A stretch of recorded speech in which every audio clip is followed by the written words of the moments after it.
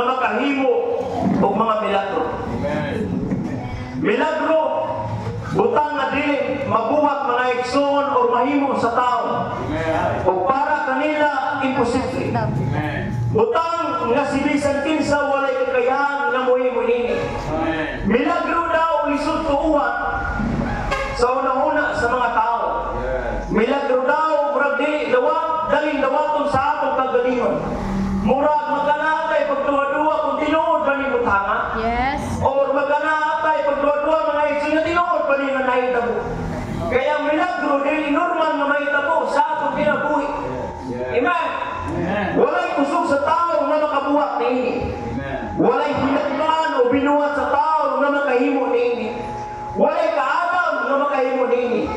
Walay bisan unsang butang o bisan kinsa nga makahimo niini nga tao.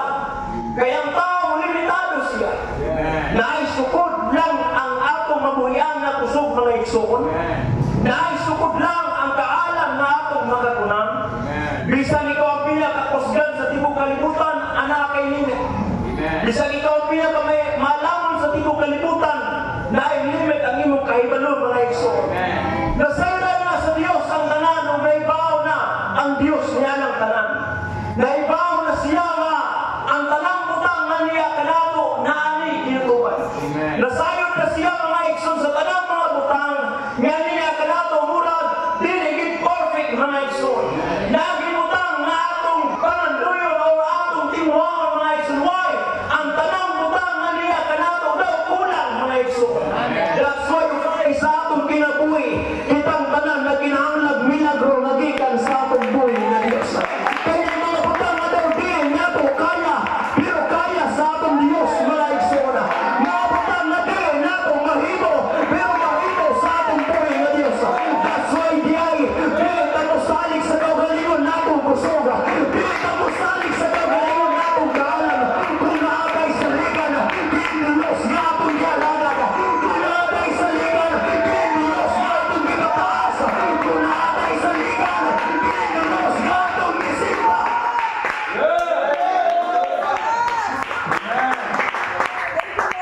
Ibisan niya, kung sa'y makakot nato, nagyay tinutubang tanan. Amen.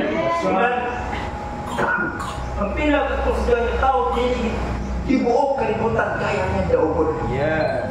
Amen. Amen. Ang pinakamalamon ng tao, diligid ibuok kalibutan niya na sayran. Amen. Galing ngayon si Hari Salomon sa Ecclesiastes Kapitulo 8. Sa diyang maninuwa ako, may mong malamon o buot mo tukibon, unsay nang hitabo sa kalibutan na sayran ko. Nga dili ako matulog, adlaw, gabi, apan dili ako makatugkad sa ginuwa sa Diyos. Amen. Na, uminom siya mga malamon, mayroon niya nasayon sila. Apan wala niya. Pinakamalamon niya tao na naisdutan sa Biblia, pero mayroon siya wala pagintanan na ibawaan nako sa Diyos. Kung gusto na akong maibawaan sa tanan, naging Diyos nga atong ialagad. Pag magkalugay kang pagpangalagad sa iya, masayran ni mo kamahanan, gidaya tayo ni siya. Pag magkalugay kang pagsimba sa iya, masayran ni mo, kakunay tayo ni siya. Pag magkalugay kang pagpangalagad sa iya, masayran ni mo, nangingari na yung Diyos, nga atong gidaya, nangingari na yung Diyos, nga atong isimba. Amen! Wala pa yun nauna sa tao na nakakaputol sa kalakuan Diyos. Wala kay kaalam sa tao na nakakaputol sa kakamahanan ng Diyos. That's why kung nakaka sa simbahan, Lord, I want more. I want more of your power.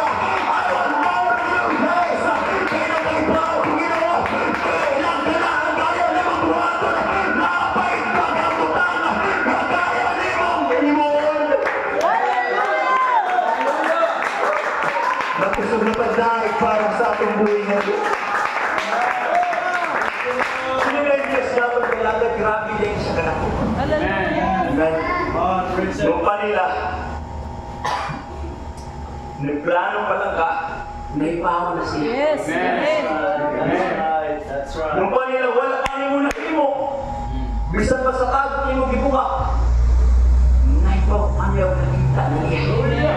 Nung pa nila, He is a God that can go to your past. And He is a God in your present. And there is a God that can go to your future. Siyang Diyos na makaadto sa imong kagahapon.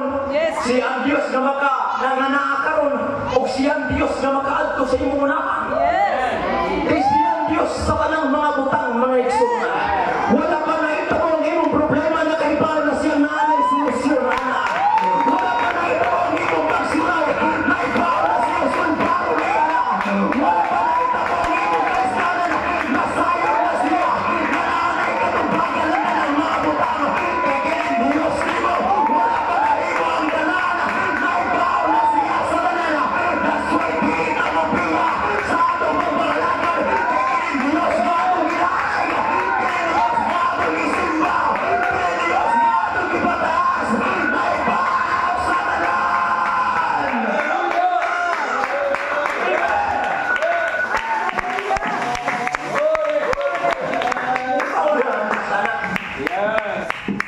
Libaw siya sa kaya nimo.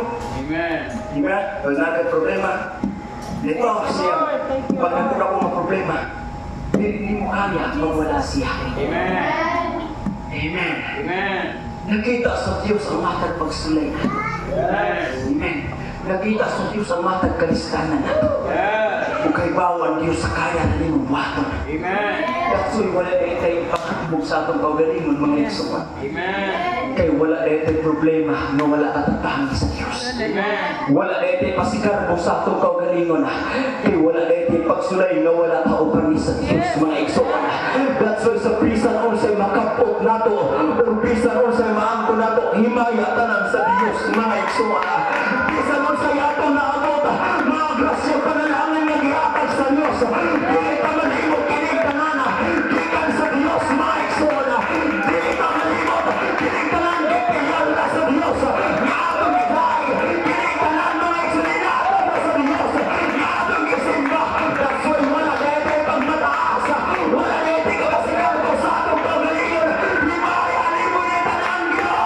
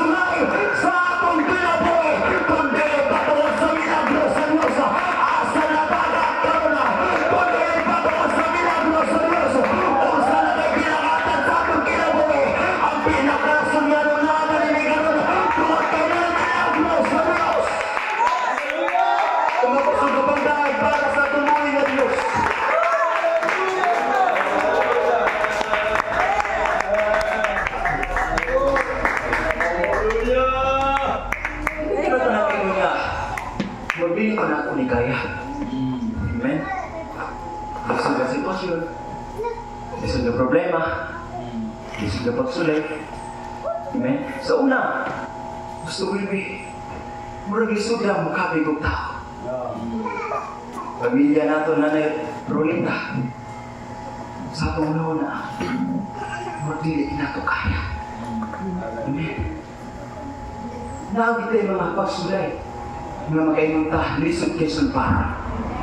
Mga sakit, nagdibalibaran na sa doktor. Mga kalistanan, mga itsong nga giduko na natong tao. Pero wala nataga-eg solusyon sa tao. Pero doon lang sa Diyos. Amen. Amen. Salig lang sa Diyos. Amen. Eh wala pa ng problemahan, naghahatag ng solusyon ng Diyos sa ating mga igsoon. Amen.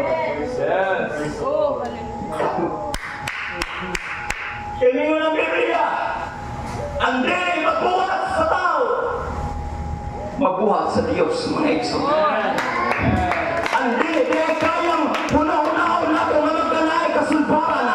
Ang dili nato kaya, mga igsoon, na una-unaon nato magkanay solusyon, mga igsoon. Kundi na nato na mahimo niya igiyapo na sa atong buhay na Diyos. That's why nag-iwan ng Biblia, sumali ka kang Jehovah sa tugos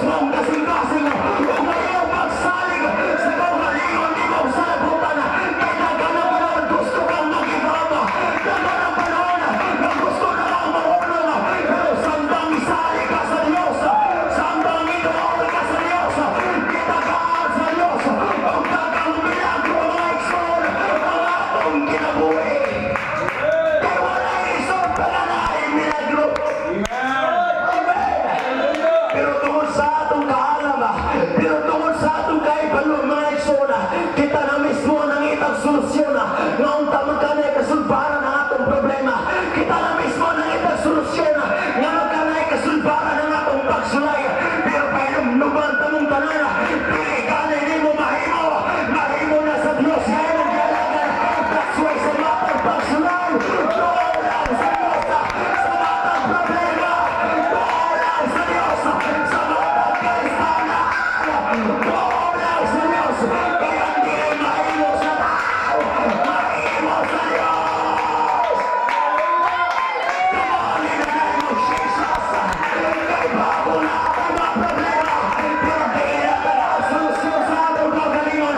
Kay bago na tayo pagsulay, di na tayo solusyon sa atong isigalaw.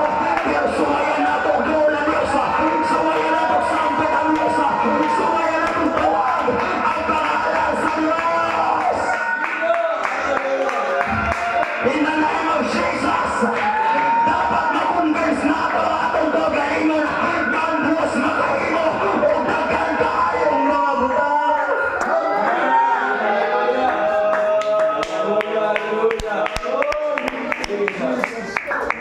Ang Diyos niya mong gialagan. Wala kay butang na dili mahimo. Wala kay butang. Pero usahay, naghatag siya kalistanan para may bawa nato nga Diyos siya makahimog milagro. Yes. Usahay pa ako ba mong ditdan niya sa riksi para may bawa nato kaya niya tumaon ng dagat. Amen. Usahay palakton kita sa Diyos diin dito na ipait nga tubig para may bawa nato kaya niyang papaliso ng tubig mga igsoon. Usahay palakton kita sa Diyos dito sa lugar sa desierto. Daw murag walay tubig para may bawa nato kaya siya mo paagas og tubig